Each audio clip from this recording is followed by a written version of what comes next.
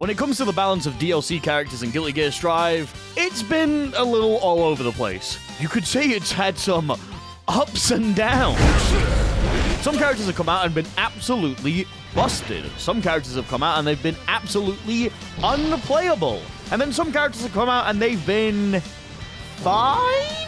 But generally, the power level of DLC characters has been steadily growing over time, with some very sharp spikes in the middle.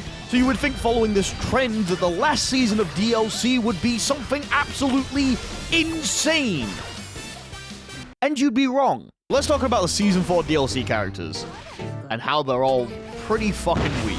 Every single character in this DLC is at least below mid-tier. I'm not having an argument about this with any of you. The best that any of these characters have been is viable with a big question mark at the end of it, which is kind of weird. We have two cult classic characters, a newcomer, and our first ever crossover character. Of all the characters to make really strong, you would expect these characters to all be near the top of the charts, especially the crossover one. So, what gives? Why are they weak? Well, they're all weak for different reasons. There's no main point on why these characters are generally considered bad. So I think we should go through them one by one, starting with Dizzy. Now, I've already made a video on why Dizzy is probably the worst character in the game right now, so you should go and watch that if you want more details. But to give you the TLDR, Dizzy is a victim of Strive's balance philosophy. She was quite a weird character in the older games, having a lot of different things that she excelled in pretty well. But when having several of those things taken away, she wasn't given one firm identity, and still has remnants of a bunch of her old game plans. Losing her double air dash, access to several projectiles, a weaker version of Fish, and getting a justice move to compensate for it means that she's found herself in a bit of a weird archetype limbo. You can still do well with her, don't get me wrong, but every option you have generally leads to a dead end sooner than you would think. Her zoning? It's alright. Her set play? It's alright. Her pressure? It's pretty fucking bad. Her neutral? It's really not that good. Her unique gimmicks? They're fine. There's just nothing about the character that truly excels, so there's nothing to really gravitate towards when playing her. She can still mess you up if you don't know what you're doing, and a good Dizzy player can use these tools in interesting ways. However, she's generally considered pretty bad. Not unplayable, but definitely at the bottom of the tier list. Speaking of bottom of the tier list, from skies he descends to save those who need saving, fighting villainy wherever it may appear. Hearken, brace yourself. Potential Man is here! With so many possibilities at his disposal, what will he choose to do? Ow. Okay. Venom is one of the most free-form characters in Guilty Gear Strive. However, he constantly faces his shortcomings anytime he tries to do anything that might actually be strong. He fits into the category of complicated character with high-reward tools, but no defensive options. There have been several characters that fit into this mold, and most of them have been top tier at some point in the game's life. Leaning more towards the zoner end of the spectrum, the ideal Venom gameplay is to set up a bunch of balls and make it so the opponent has nowhere to go. In the midst of this chaos, you hit them with a cheeky mix-up in order to set up some devastating Okizeme and make them regret that they were ever born. However, unfortunately for Venom, the setup that he has to put into these sequences is never really worth the payout. Let's take a character that has a similar philosophy to Venom. Asuka. Asuka is a setup-heavy zoning character that is able to put you in extremely strong sequences with long block strings and multiple mix-ups. In order to get these, he needs the right tools under the right circumstances, but if he sets himself up perfectly, he's able to make you literally not play the game for the next 30 seconds. By playing cautious and formatting his hand and deck correctly, Asuka is rewarded heavily for his efforts off of a good knockdown, or even just a good neutral interaction. The strongest Asukas are able to play around with the opponent's mind and find themselves in situations where they are heavily rewarded. The risk comes now in the fact that Asuka has no defensive options. While he used to have a DP, it was very situational and wouldn't necessarily get him in a position that he wants. Not to mention, once his shield is broken, he has the lowest HP out of anyone in the cast. Players that are able to stop Asuka from setting up correctly are rewarded heavily for it. High risk, high reward. Venom is pretty similar. While the risk for all of his things isn't as high, as he has a decent amount of HP, that means that the reward that he gets also isn't as high. While a lot of these characters have very good Okizeme or block strings, when Venom gets a good knockdown, he gets a left-right, a high-low, maybe. Yes, these are generally safe on-block mix-ups due to the balls hitting the opponent after Venom, and if you set them up correctly, it can do a decent amount of damage. However, these setups are generally not worth the effort that you need to go to in order to actually set them up. They require you to spend a lot of time basically doing nothing but setting balls and getting ready for the opponent to fuck up. This is compounded by the fact that he does actually have a decent option. Spamming Stinger. Venom's strongest option is to sit, set a ball, and then spam Stinger into it to cover most of the options the opponent approaches. While the ideal of Venom is to make sure that you have a very strong sequence set up, the reality is he's kind of just a zoner that sends projectiles from the other end of the screen. And unfortunately for him, there's a lot of other characters that do it way better than he does. I personally believe that Venom could be a very cool character in Strive, and the buffs that they've been giving are helping him move more in that direction. However, right now, unless someone finds an amazing piece of Venom tech that really changes the character, he's kind of just going to be stuck as spamming projectiles for most players. And that's a shame. Unika. Out of all of the characters in the Season 4 pass, I would say that Unika is definitely the strongest, having an actual game plan that she can enforce.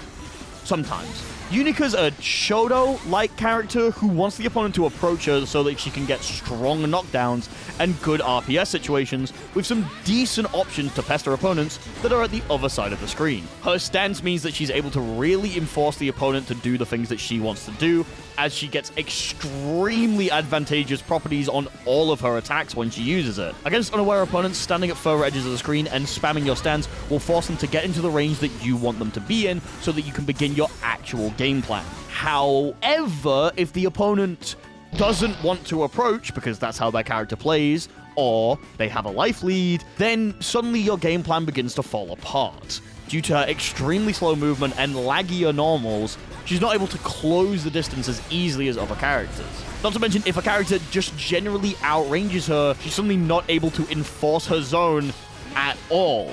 This leaves her with her corner pressure, which is pretty good compared to the majority of the cast having built-in RPS situations. However, as a lot of people have pointed out, Unika's RPS is extremely interactable, meaning that players who have spent a decent amount of time labbing against her character means that they're able to find unique counterplay, which sometimes can give them an absolutely massive edge in the matchup. She's not terrible, she's viable enough if you're willing to use your brain to get a couple of decent wins, and I've definitely seen players do extremely well with her. Unfortunately for her, it just feels like there's characters that do what she does better most of the time. She's definitely the best character of the bunch, and while I would still say she's low tier, she's at least viable enough that if you're willing to torture yourself a little bit, you'll be able to get over these weaknesses. But it is absolutely an uphill battle. And finally, we have Lucy, who's honestly a little bit funky. Lucy's been out for the least amount of time, so there's a non-zero chance that this is just an opinion that's held because people haven't dug into her as much. But the general consensus of the player base is that Lucy is lacking in the majority of departments. She is a super fast character, one of the fastest in the game, as well as having a lower amount of HP. Alongside this, she has larger than average normals, but exchanges that for lower than average mix-up potential. Her unique hacking and shock state allow her to get into situations that other characters can't do and extend combos in ways that other characters aren't able to. However, these either require the opponent to hold what Lucy is doing or for her to spend meter, meaning that she finds herself being a very meter-intensive character, and sometimes even giving up Okizeme in order to just get a shock state off. And even when she has a shock state on the opponent, she doesn't have enough tools to really enforce the game plan and scare opponents in the ways that other characters with this kind of moveset have. Lucy requires a lot of meter to get anything done. And this is entirely because of Contagion. The majority of Lucy's damage is spent in the Contagion debuff. Stacking it 4 times actually causes a lot of damage on the opponent, which leads to a little bit of the problems that I have with this character. The hacking side of her is really cool, but the majority of the debuffs that she's able to put on people aren't that strong. You basically have to consider what you would want in a situation.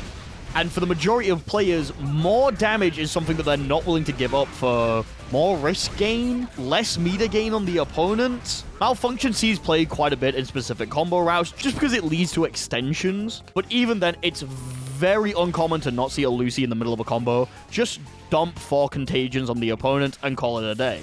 Outside of that, her gimmick isn't really that interesting or really powerful. She lacks a lot of tools at further edges of the screen, and while she's fast, she's not able to really enforce a zone or pressure when she's actually in. She has to play a lot of strike throw without having the benefits that other strike throw characters actually have. It seems like a lot of these characters have a similar problem. Unfortunately for them, there's other characters that kind of just do what they do, but better. If you want a heavy setup zoner character, Asuka's right there. If you want a Shoto-like who's able to enforce her zone extremely easily, you can pick Kai. And if you want extremely strong corner pressure, you can pick Ramlethal. If you want a fast pixie that's very good at running around, Chip is like top tier right now. The only character that I would say that doesn't fit this mold is Dizzy, and she has a whole heap of problems with her. It's very upsetting that all of the characters in this season are relatively weak competitively. But does that matter? 2.0 is coming out, and it's definitely going to save the game. But until then, unless you're a top tier player, character strength doesn't really matter. I got Unika into Vanquisher. I know several people who've got Dizzy, Venom, and Lucy into Vanquisher. You can play these characters at a relatively high level and still have fun with them. Not everything in a fighting game is about the balance of a character. Sometimes you just like playing a character because they're fun to play, and that's completely fine. I think a lot of these characters are more vibe-based than anything else. In fact, I'd say most of the Strive DLC characters are vibe-based. A lot of the characters that ended up being stronger than they were supposed to be were because they just kinda ended up like that. No one, when they were designing Happy Chaos, thought he was going to be a top tier for as long as he was, but eventually he was. Slayer was as strong as he was because, well, he's a character that does high damage, so of course he's going to be strong. I'd say the vibes of the characters were absolutely met in Season 4. It's just unfortunate that balance wasn't as high as a consideration for the team this time. But that's completely fine. Honestly, we had so many balance problems to deal with in Season 4. I think it's actually good that we didn't get busted DLC characters. Could you imagine someone being stronger than Season 4 Potemkin? The community would have imploded. Hopefully these characters get the love that they deserve in the next iteration of Strive. I'd personally really like to see Lucy more fleshed out. Changing a couple of the numbers in her quick hack would make her really interesting. And like, make Unika viable again. I miss playing her. But until then, we can all point and laugh at the Dizzy players, because why are you still on that character? What is wrong with you?